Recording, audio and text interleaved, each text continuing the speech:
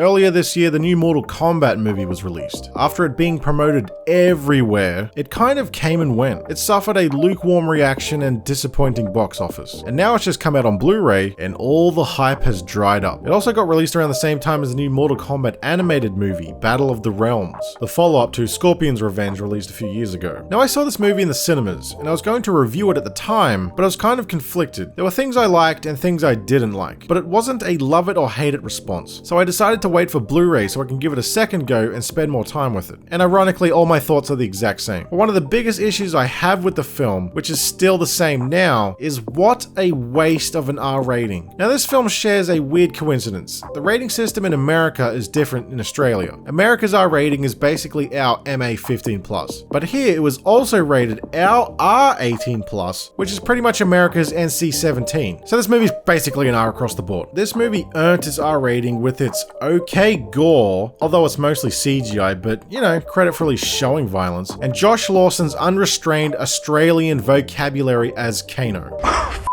Whoops. But everything else, it all feels like a movie made for children. The villains, the dialogue, the actual grit of this movie is so squeaky clean that it borders on PG-13, our M rating, which is what the original movie is rated for these exact reasons. And now that I've mentioned the original, this video is going to be a breakdown as to why the new Mortal Kombat movie isn't good enough to replace the cheesy original. Sorry, but we still need it.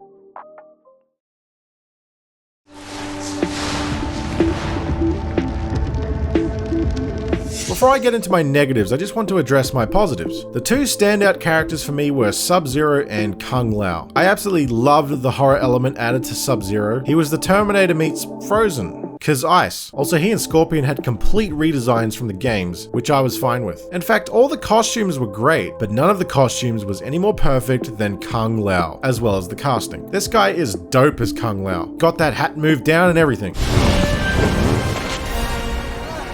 And as dumb as that just looked, I think it was cool. And a special mention goes to Josh Lawson, not for his portrayal of Kano, but for smashing barriers and stereotypes of Australians in Hollywood movies. You know, these days everyone's fighting for diversity and representation in movies. And as an Australian, I've spent my entire life watching Americans getting Australian roles, and it's always been nails on a chalkboard. That's a bloody outrage, it is! I want to take this all the way to the Prime Minister! Hey! Mr. Prime Minister! Aye, mate. What's the good word? Whoa, it's Jedi! Actually, the name's Hogan. I'm Janai's friend. They're headed for the Great Barrier Reef. Hang on tight, everybody. Good day, mates. Dingo dials the name, and Uka Uka and Cortex gave me orders to bring the crystals to them during the Ice Ages. Now you and I are the only thing standing between that ugly bastard and a city of 10 million people. Now we have a choice here. We either sit and wait or we take these flare guns and do something really stupid. What's even worse is when nerds are like, oh my god, Jai Courtney is so good as Captain Boomerang. Sorry. That's what they do. You got a boyfriend? Even James Gunn couldn't make his shitty Captain Boomerang work. We're in a butcher's freezer house, surrounded by dead hogs hanging on hooks. Only they don't know it yet. But along comes Josh Lawson. Top knot. The end. What's his name? Kung Pao. Pass us a egg roll, would you? Your ears painted on, mate. Egg roll. There you go. Good boy. Oh my god, when an Aussie gets to play an Aussie in an American movie, it's always a treat. Third best I've seen is Eric Bana in Funny People. Hey, what was that film she was in with the bloody spoof in her hair? Something About Mary. Oh, I love that movie. She's so funny. Not too many girls are this beautiful and sexy and funny and... Yes, but Cameron Diaz... Second best is Hugh Jackman and Chappie with his Steve-O and short shorts and mini mullet. As smart as a dunny rat, so full aggression, okay? You get your paintbrush, did you, mate? You're just a little Joey, aren't you? Do you know what's in here? Huh? Bunch of wires, mate. But now Josh Lawson as Kano wins the title. Kano wins. You f***ing beauty.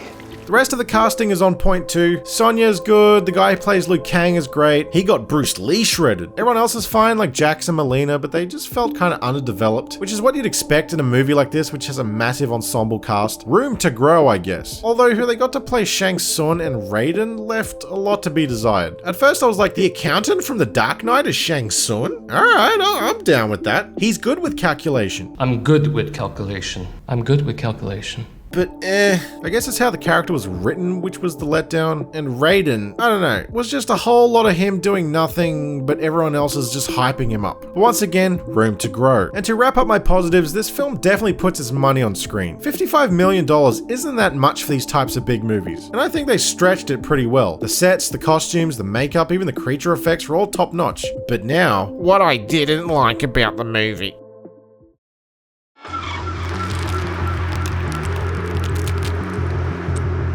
Okay, time to get salty. Every single fun moment in any of these fight scenes was f***ing wasted in the trailers. I can't believe it. They saved nothing good for the movie. I guess Kung Lao's fatality, but aside from that, every fight scene is just clocking time until it gets to the moment that was in the trailers. While I'm on the subject of marketing, Scorpion, get over here. This is the equivalent of that shot in the Predators trailer, where all the targets begin showing up on Adrian Brody, and you're like, oh, how's he gonna get out of this one? And then in the film, it's like one. Scorpion is all over the marketing, and what you see in the trailers is all of his screen time. Even the 4K Blu-ray is just him on the cover. Wow, these posters of Sub-Zero and Scorpion's half faces? Who did the bloody marketing for this movie? Goddamn Pinocchio, that's who. Get over here!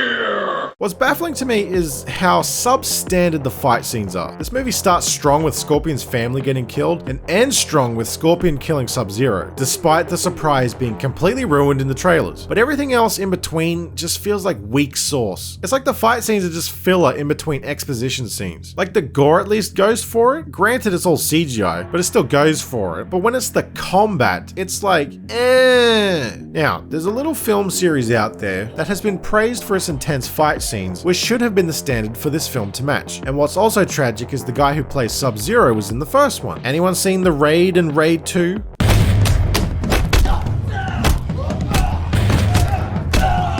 I didn't see these movies until after I saw the new Mortal Kombat, mostly because I was being a big baby, because when Dredd came out, it instantly became my favorite. And all I saw online was, duh, Dredd just looks like a ripoff of The Raid. And I was like, what? The Raid invented the whole we gotta get to the top of the building movie genre? No Die Hard? The original Mortal Kombat game? Game of Death? But anywho, I finally watched the Raid movies, and me dead was I missing out. The fight scenes are so intricate, fast-paced, creative, and just a joy to watch.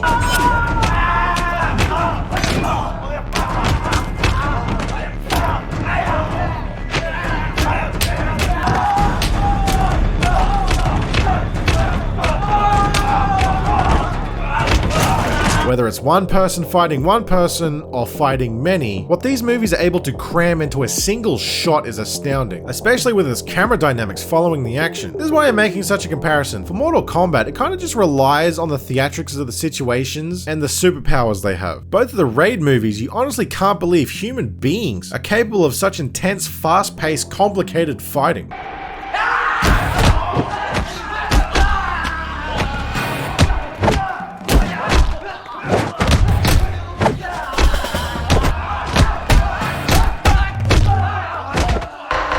And if only they just hired this guy who did all the fight choreography for those movies. Now there's probably 1,000 martial arts movies aside from the Raid films that are way better. But forgive me, I was exposed to Bruce Lee as a kid, then I grew up with the martial arts for kids 90s boom. And now the Raid is the most impressive recent thing I've seen. I miss some good old fashioned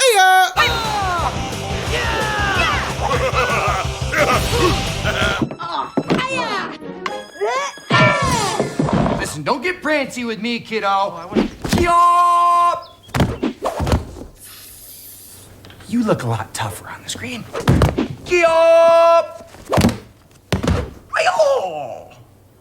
Also, you know what else is missing from the fight scenes? Techno music. What's a massive shame about this movie is for the most part, the score is like this generic percussion and orchestral violins. So much of it is do, do, do, do, do. Feel. This is what to feel. Sad, inspired, on edge. We'll tell you what to feel, so feel it. You know, no offense, whoever you are. The name is Kung Lao. Feel. And like sometimes we don't need music. Like look at this scene of Kano fighting Sonya.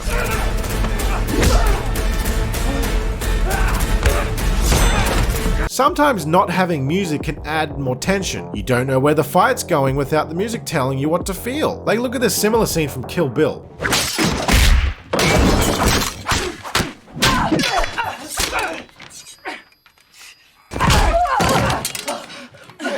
But you know, this is Mortal Kombat. We need some goddamn synth and electric guitars.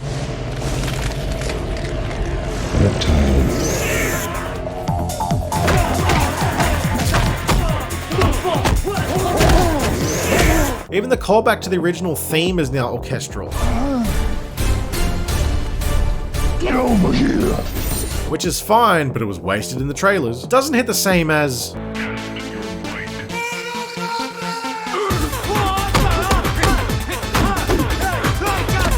With that being said, I think it's time to get to the real tragedy here.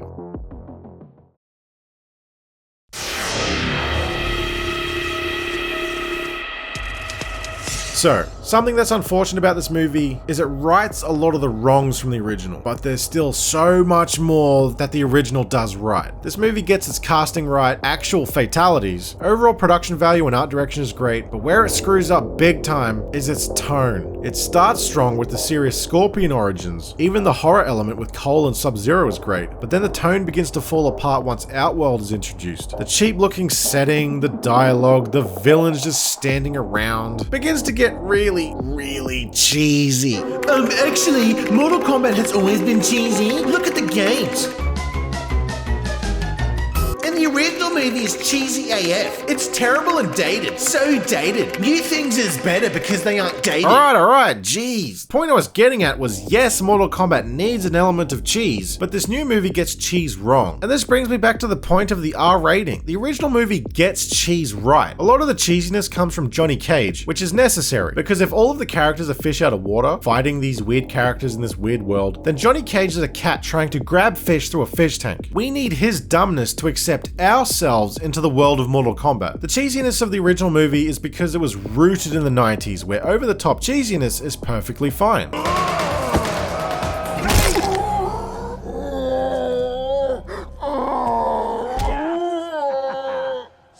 But with this movie, they're trying to ground it, make it more real, but then it just cuts to Outworld, and it's instantly Zack Snyder's Power Rangers. Shang Tsung is sitting on a comical throne, rambling about how to defeat Raiden's pesky Earth fighters. Winning Mortal Kombat cannot be left to chance. We will already be victorious. Go now and kill Earthrealm's champions. Find the third box, synchronize the unity, and when this world is scorched, I will come for my great prize. It shall be so, my master. You dare call yourself an Empress of Evil? You are not fit to destroy a cockroach! I have always said that, my lord. You gold-bellied rat! Now that is taken care of, it is time to finish off those Power Rangers! Every time it cuts to Outworld, it's just so silly. The villains are just standing on an obvious green screen, and it's so Power Rangers, but not in a good way. I'm sending you to Earth, Goro, to defeat Raiden's Rangers. Yes, my lord, it will be done. Do not fail me. Oh my god, Goldar's wrestler voice hurts. They even do this annoying scriptwriting cliche of having a character rename himself just for the audience. I am no longer Beyond. I am Sub-Zero. Why couldn't he already just be called Sub-Zero? He had the ice powers at the start. I hate this dumb writing cliche just for fan service course correction. You will call me Commander. I am Nemesis Prime. That's Robo-Godzilla. No, that's Mecha-Godzilla. Who are you? I'm Rey. Rey who? Rey Skywalker. I got my Magnum condoms. I got my Wada hundreds. I'm ready to plow. You should see him feast. He's like a mantis. Oh, that's good. Call me that from now on. Mantis. No, nobody's calling you Mick. Then it becomes a wacky travel adventure with Sonya and Kano, to which, you know, it isn't a surprise this movie got its heavy R rating due to how much Kano machine gun fires the F-bombs. But once Liu Kang shows up in this very lovely shot, it becomes an exposition movie for babies. This is where we have to take a massive sidestep to explain what Outworld is, who Shang Tsung is, confirming to Sonya what Mortal Kombat is. And going back to what I said about Liu Kang being underdeveloped, he's kinda like this video game character that you have to keep pressing X to get more information out of. The time spent in Raiden's temple is arguably the cheesiest part of the movie, and Liu Kang is just so wide-eyed and serious about everything, which backfires for his character. But this is where Kung Lao is done right. He's unimpressed with these fighters and they all learn to respect each other, which is Raiden's character dialed up to 11. He dismisses and hates all of them straight away because they are unworthy. Cole is like, I miss my family, and Raiden's like, rah rah rah, you're weak because you think of your family, bagger off. See, this is where the original movie still can't be replaced. It fired through all of the exposition slog within the first 20 minutes, getting it all out of the way and then just having fun in this established world. And just when I thought this movie was done with the talking, All right, guys, a little less of this, a little more of this. Come on. we get introduced to Cabal. This guy talks too much. Yeah, he's the reason I live in an iron lung. He's a low-life piece of shit scumbag. You're gonna love him. I always like Cabal, cool design, the movie costume is sick, but there comes a problem. Since you don't see his mouth, you don't have to worry about lip syncing, which means you can ADR in as much dialogue as possible and shove it into any shot that has him on screen. Then you're on the wrong side. Fight with us, and you can have more money than you know what to do with. Hell, you could turn this old temple into your own casino if you wanted to. Just name your price, then double it again. What are you waiting for, asshole? It's like, how is this even a character? It's like he's talking through a soundboard. He's about to get his soul sucked. I love the scream right before they... Also, while we're on the subject, Goro, another waste. Now obviously he has to be CGI because modern day standards, but he's just so shoehorned into this movie that it left me thinking, I'd rather a terrible animatronic than a terrible CGI character. Although dated now, I still think this is a real character when he's on screen. Here it's just like PlayStation 4 graphics by comparison. Should have saved Goro for a sequel and used that extra CGI money elsewhere. On a final note with the comparison to the original, this movie did something that I like in concept, but it just kind of added too much filler. The character of Cole. Leading up to this movie's release was like, who's Cole? Who is he? Is he secretly a famous Mortal Kombat character who he has to become? Is he Scorpion? Does he get possessed by Scorpion? And within the first 10 minutes of this film, you're like, he's a descendant of Scorpion. Which then makes you feel like you're just clocking time until not only the Scorpion connection happens, but also when Scorpion shows up. Outside of that, Cole is a nothing character. He is the tired old protagonist character of thrust into a strange world that he must conquer, but hopefully his family isn't affected by it. Oh wait, they get affected by it. Oh, but thank God they didn't die, now they can come back in as sequel. Snooze. This is where the first movie allocates its world building perfectly between its three main protagonists. Liu Kang knows all about Mortal Kombat, but he spent his life running away from it, and now he has to face it. Sonya Blade is tricked into Mortal Kombat, but she is chasing the Kano crime element, so she finds out that there was a plot against her. And Johnny Cage, well, he has no idea what's going on. A guy with things coming out of his hand. We got another guy who freezes stuff. And then there's a man who, as far as I can tell, is made out of electricity. I mean, how did he disappear like that? What is going on here? Who is this guy? Here it's all on Cole's character because everyone else knows exactly what's going on. Sonya has been following the Mortal Kombat birthmarks. Kano knows who and where Raiden's temple is. Liu Kang fills in the exposition blanks. And what Cole contributes to the plot is when Kung Lao dies and they all go to the white dimension. He's like, I got an idea. Let's separate all the villains and then we'll fight them one-on-one. And you're like, like Mortal Kombat? But for some reason this movie just couldn't be the tournament. It needs some rogue pre-story and then the next movie will be the tournament. Why? See, the first movie had the right idea of being the tournament, and then the sequels can change up the plot once the rules are broken. Even the new animated movies do that. Establishes the game and then changes the game. And to be completely honest, I would have been absolutely fine if this movie was like 70% flashbacks to everyone's origins. They do that with Sonya Blade and Scorpion's Revenge. They just do that. And everyone can have their backstories, like that web series, which was also great. Hanzo. And I would say, did the Scorpion and Sub-Zero origins better?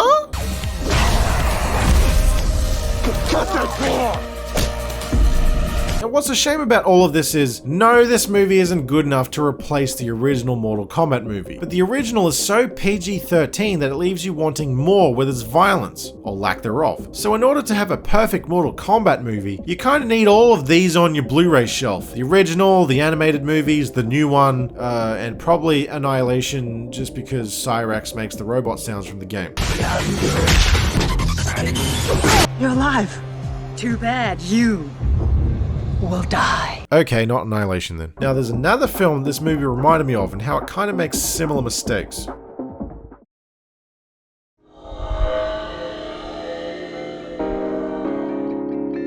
An early red flag before seeing this movie is something that happened before I saw the new Power Rangers movie. Just before I got to the cinema, I saw an article saying they have a multi-movie plan. Power Rangers was like, duh, we got a 6-movie plan. Uh-oh. Before this movie came out, I saw an article saying that one of the actors has signed on for a 4-movie deal. I hate when it's just assumed, since it's a popular franchise, that they can announce 40 movies prior to this one proving itself. But on the subject of the 2017 Power Rangers movie, this movie kind of reminds me a lot of it. Also, the same actor who plays Liu Kang in this played the Black Ranger in that. It's all connected. Not really. Now, I love Power Rangers. That shit was my childhood, and I love that new movie. But it still had problems in it that left me scratching my head as to why. Power Rangers 2017 had respect for the source material, but put it in the wrong places. They treated the original characters with absolute respect and fleshed them out as real as possible. When it didn't need to, it's like you did that for my sake. But why? That's a recipe for no franchise. I was fully expecting by-the-book stereotypes with Transformers level crazy robot action. But what we got was a good slow burn character driven movie made for me, and I would be happy to wait for a sequel for over the top Power Rangers action, but the rest of this generation won't. But like Mortal Kombat, it does a lot of things I like, but then a lot of things I don't like. Like all the Zords combined together for no reason, and apparently former Power Rangers didn't even know that was possible. I would have taken over-the-top Michael Bay robot fight fests over that, but I think everyone else would too. Also, just like the Power Rangers reboot, this movie introduces this element of the characters don't have their special abilities yet and need to work as a team to unlock them, which doesn't give you what you want for a long time. The Power Rangers need to work as a team to unlock their costumes, and you don't see their costumes until an hour and 25 minutes in. Mortal Kombat introduces this thing called Arcana. Whoever has the dragon birthmark has been chosen for the tournament and will just get superpowers, and so they need to test their might to unlock their powers. And just like the Power Rangers movie, they have to fight each other in this little secret training area. And another frustrating part is their powers have no logic or consistency. Just circling back on those superpowers. I think I get it now. It's kind of like a box of chocolates. You never know what you're going to get. Is it going to be fireballs? Is it going to be lightning? Huh? Could be shit. Could be frisbee hat. Liu Kang, Kung Lao, and Raiden I understand, because, you know, they already know all about this stuff. But Kano's laser beam eye, and it's just one eye? Not Superman both eyes? Jax's janky robot arms being puny and then magically become big tech when he's struggling? Sonya has whatever these are? Why? Why couldn't they just graft robot arms onto Jax? Why couldn't Kano get some robot laser eye weapon upgrade? All I know is Arcana means laser beams, and laser beams mean you're f***ed.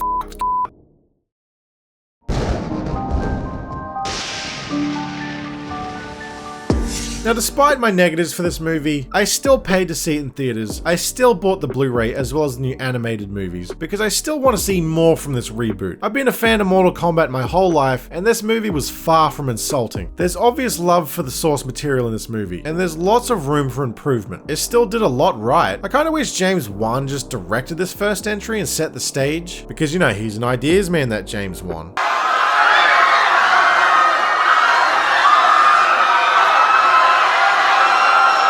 But what did you all think? I don't think this movie was garbage, but overall it just wasn't the movie I was hoping it was going to be. And I think that's a shared consensus. Would still love a sequel to that Power Rangers movie, but that died on entry too. Why can't my childhood favorites get their day in the sun? All we have now is this embarrassing nerd war of only Marvel versus DC and Star Wars eating itself. But out of all of this, I highly recommend the new animated movies if you're a Mortal Kombat fan. They is good. Alright, I'm off. Thanks for watching. Goodbye.